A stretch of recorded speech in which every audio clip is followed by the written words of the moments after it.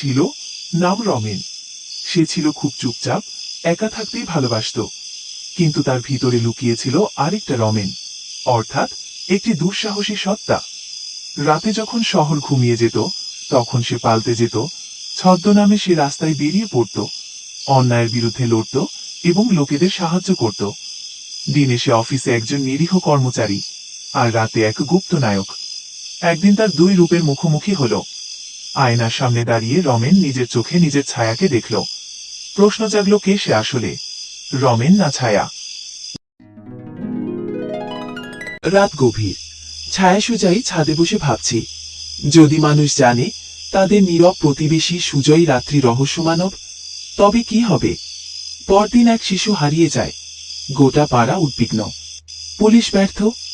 তখন ছায়া সুজয় নামে মিশানে, পুরনো চোরের গ্যাং খুঁজে বের করে, ভয় ধমকি দিয়ে শিশুটিকে উদ্ধার করে ফেরত আনে।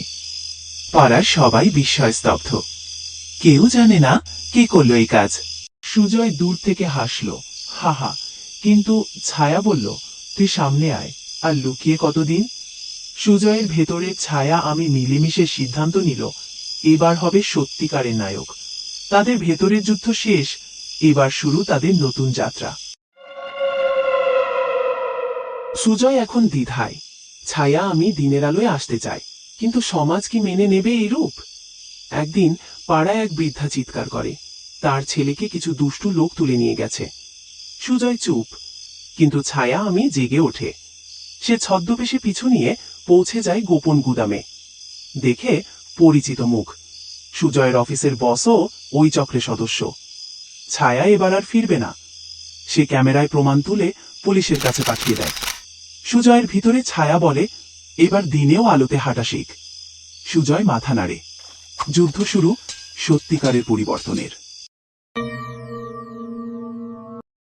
পুলিশ অফিসে ভিডিও পৌঁছতেই সাড়া পড়ে যায়। অফিসাররা অভিযান চালিয়ে উদ্ধার করে যুবকটিকে। খবরের কাগজে বড় হেডলাইন, রাতের হিরো, কে এই অচেনা নায়ক? সুজয় অফিসে ঢোকে, বস নেই। সবাই ফিস ফিস করে। নতুন বস আসে, সরল সৎ একজন নারী, মিস রিমি। রিমির চোখে সুজয়কে দেখে এক ধরনের কৌতূহল হয়। সে বলে, আপনার চোখে ক্লান্তি, কিন্তু মনে এক ধরনের সাহস। আপনি কিছু লুকাচ্ছেন কি? সুজয় হাসে, হা। ছায়া ভিতর থেকে বলে, বল সবটা। কিন্তু সুজয় চুপ। ভবিষ্যৎ কি রিমিই হবে সেই প্রথম মানুষ যাকে সে জানাবে তার ছায়ার সত্যি?